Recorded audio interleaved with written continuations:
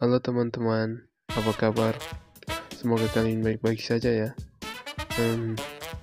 Sekarang aku akan membagikan tentang materi pembangunan bilangan indeks.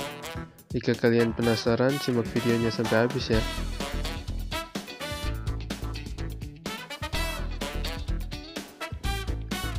Yang pertama, apa sih itu bilangan indeks? Bilangan indeks adalah angka yang menggambarkan perubahan relatif harga, jumlah atau nilai yang diperbandingkan dengan periode pasar. Bilangan indeks juga adalah ukuran statistik yang biasanya digunakan untuk menyatakan perubahan-perubahan relatif atau perbandingan, nilai suatu variabel tunggal atau nilai suatu sekelompok variabel. Perubahan relatif ini dinyatakan dalam persentase, namun persentase dari bilangan indeks umumnya tidak dinyatakan atau ditulis, akan tetapi setiap bilangan indeks selalu dibaca dalam persen. Yang selanjutnya adalah tujuan pembuatan angka indeks, yaitu untuk mengukur secara kuantitatif terjadinya suatu perubahan dalam dua waktu yang berlainan. Misalnya indeks harga untuk mengukur perubahan harga atau beberapa persen kenaikan dan penurunannya, indeks produksi untuk mengetahui perubahan yang terjadi dalam kegiatan produksi, dan lain sebagainya. Yang berikutnya adalah fungsi bilangan indeks. Fungsinya biasanya dimanfaatkan untuk perhitungan statistik terhadap perubahan-perubahan yang terjadi dalam suatu pengambilan keputusan perusahaan. Kerugian akibat kurangnya informasi dalam perubahan keputusan dapat dikurangi dengan mengamati bilangan indeks. Pemakaian angka indeks juga akan memberikan gambaran terhadap perubahan-perubahan yang akan terjadi di masa yang akan datang. Adanya perkiraan di masa depan mencegahnya terjadi kerugian di antara pihak-pihak yang terpengaruh oleh keputusan yang dibuat oleh perusahaan nantinya.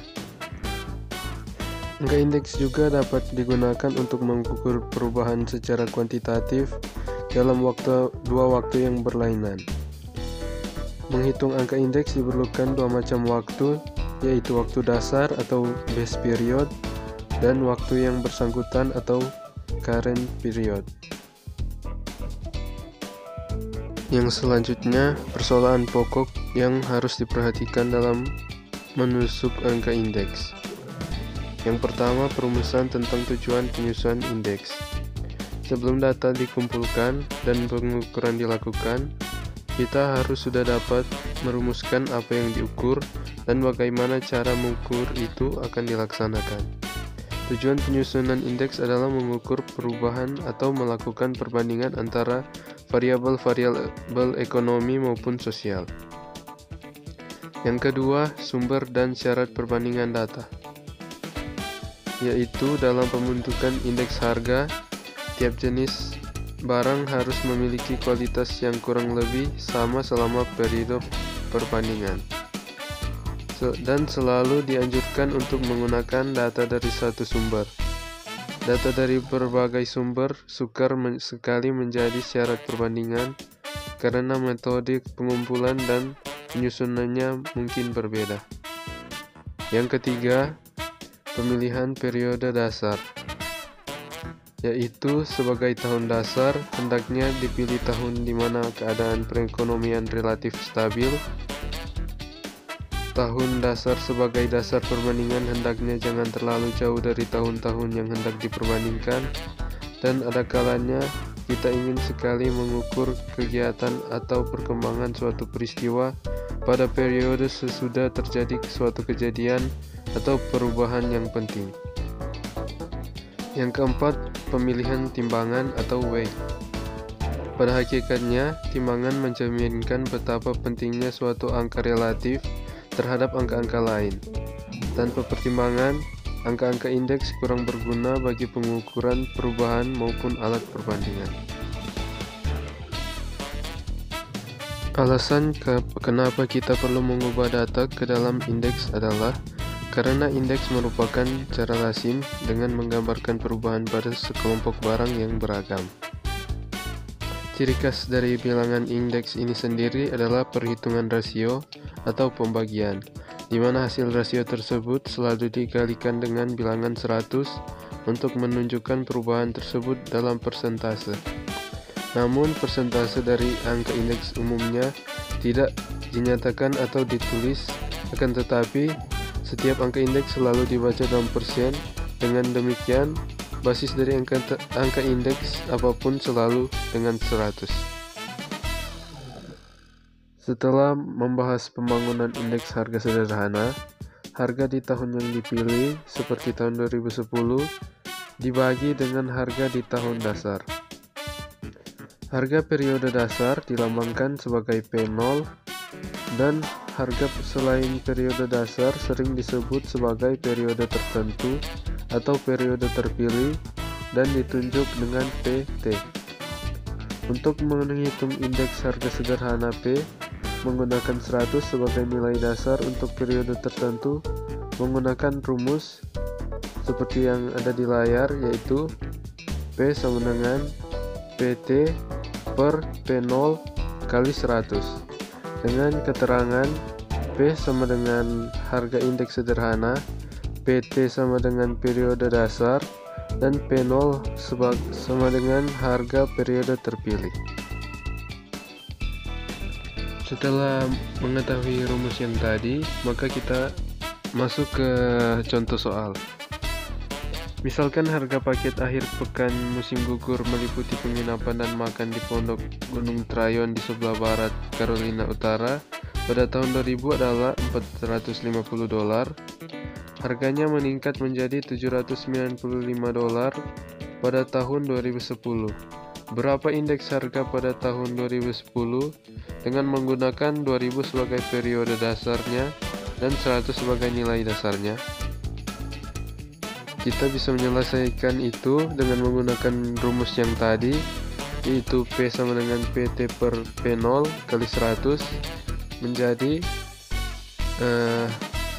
harga di periode terpilihnya yaitu $795 dibagi dengan harga periode dasar yaitu $450 kali dengan 100 yaitu 176,7.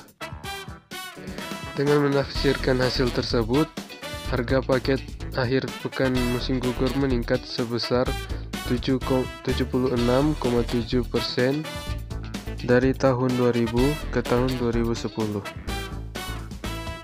Sekarang ditampilkan tabel harga stempler yang diubah ke dalam indeks melalui 3 periode dasar yang berbeda. Yang pertama, jika menggunakan tahun 2000 sampai 2001 sama dengan 100, harga stempler akan sebesar $21. Yang kedua, $21 diperoleh dengan menentukan rata-rata harga pada tahun 2000 dan tahun 2001, yaitu $20 tambah $22 dibagi 2. Selanjutnya, harga $20, $22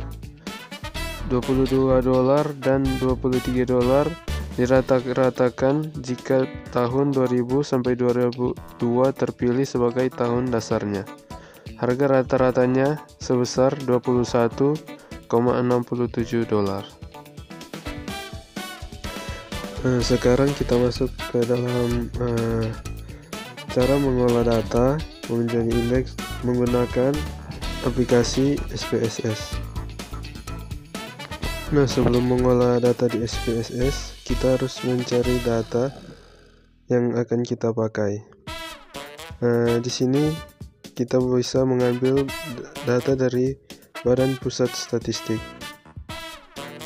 Di sini kita bisa mengambil macam-macam data yang bisa kita pakai untuk di SPSS kita. Sekarang kita akan mencoba untuk harga eceran.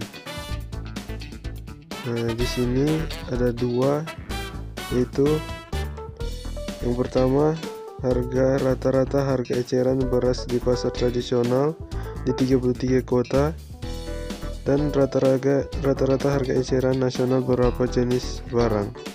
Dan kita akan memakai yang ini. Nah,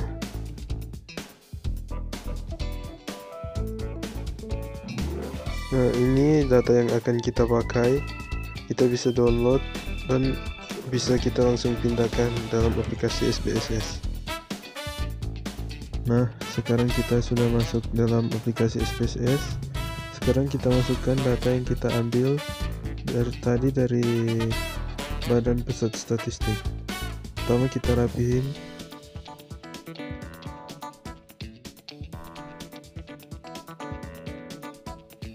Selanjutnya kita masuk ke dalam variable view, dan di variabel kedua kita ubah tipenya menjadi custom, dan di ketiga juga kita mengubahnya menjadi custom. Jika sudah, tampilannya akan jadi seperti ini. Dan setelah itu kita masukkan data harga yang kita ambil tadi.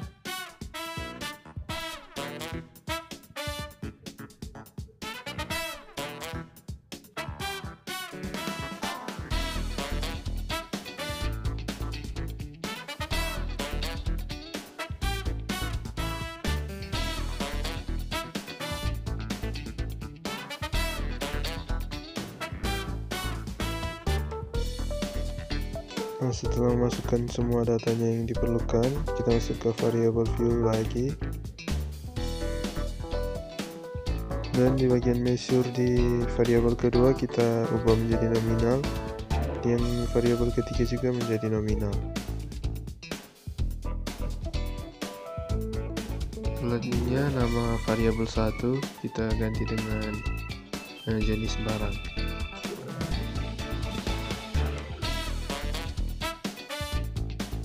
Variabel 2 kita ganti dengan tahun 2015.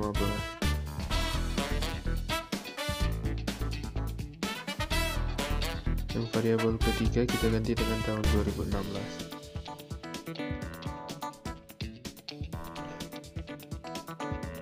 Setelah itu kita ganti yang variabel 1 labelnya menjadi jenis barang. Yang variabel 2 kita ganti dengan tahun 2015.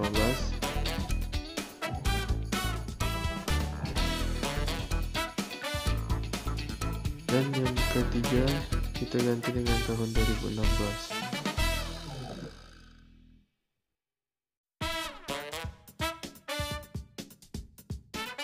Setelah sudah seperti ini, kita masuk ke analyze, dan selanjutnya ke regression dan linear.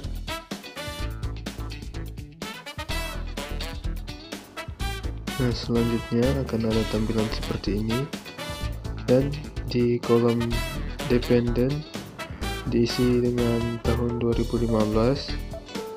Selanjutnya juga di kolom independent diisi dengan tahun 2016. Nah, setelah menekan OK, maka akan ada tampilan output SPSS seperti ini.